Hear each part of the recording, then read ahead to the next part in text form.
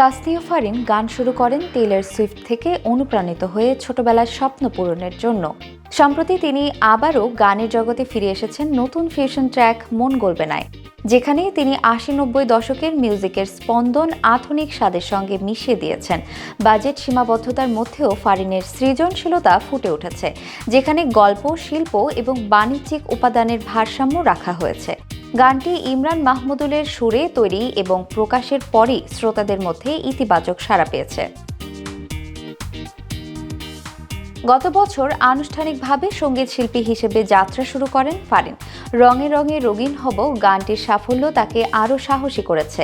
এবার নিজের প্রযোজনা প্রতিষ্ঠান খোলার উদ্যোগ নিয়েছেন। যাত্রা শুরু হচ্ছে এই নতুন গানের মাধ্যমে। ফারিন বলেন, শিল্পী হিসেবে শিখতে এবং নিজেকে নতুনভাবে গড়ে তুলতে তিনি থেমে থাকেন না। পপ শিল্পীর মতো নিজের প্রতিভা দেখানোর চেষ্টা করেছেন, যদিও সরাসরি অনুকরণ করেননি, বরং প্রেরণা হিসেবে নিয়েছেন। অভিনয় ক্ষেত্রেও তাসনিয়া ফারিন ব্যস্ত। শাকিব খানের সঙ্গে কাজ করার স্বপ্ন বাস্তব হতে চলেছে পরবর্তী cinema Prince once upon a time in Dhaka দিয়ে। আবু হায়াত মাহমুদ পরিচালিত ছবিতে ৩ নায়িকার একজন তিনি। শুটিং ডিসেম্বরেই শুরু হচ্ছে, তবে চরিত্র সম্পর্কে বিস্তারিত এখনও জানানো হয়নি। এর আগে তিনি ফাতিমা, কলকাতার অতনু ঘোষের আরও এক পৃথিবী এবং বাংলাদেশে ইনসাফ সিনেমায় অভিনয় করেছেন। অন্যদিকে ফারিন বলেন, সাবিলা নূরের সঙ্গে এক ফ্রেমে কাজের সুযোগ পেলে অবশ্যই করবেন।